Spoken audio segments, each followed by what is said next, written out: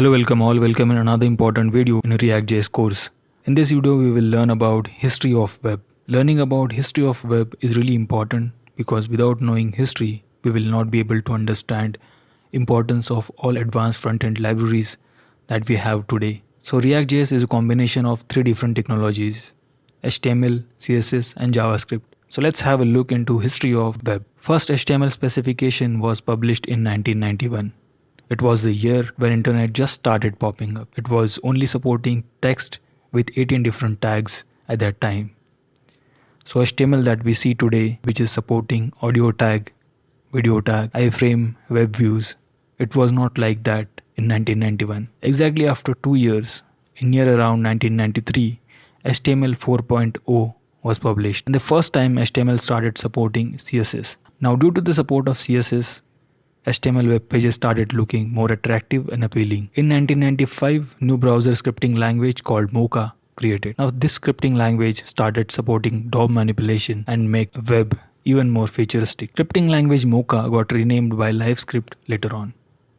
And after some time, it again got renamed by JavaScript, and JavaScript scripting language we all know today. During the early years of web, most browsers were not compliant with standards of CSS.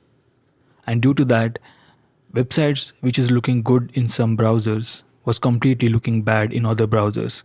To solve this issue, group known as Web Standard Projects created a series of CSS tests.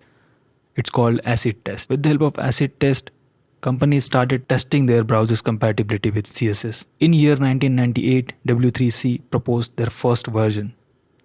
And after 13 years, year 2011, W3C proposed version 2.1 for the CSS.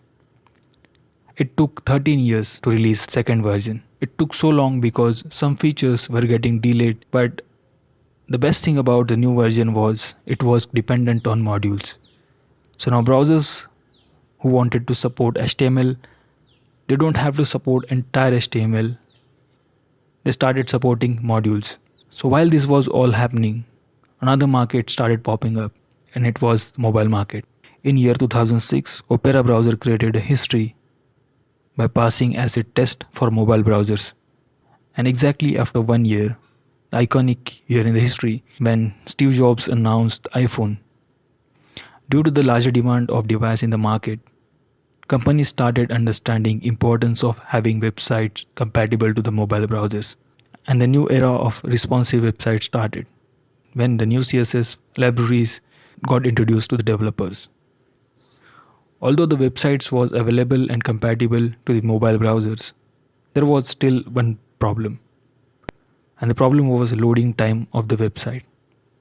Due to the slow loading time of the website, people were not taking interest surfing web on the mobile browsers. Sooner the libraries which was supporting Ajax started popping up.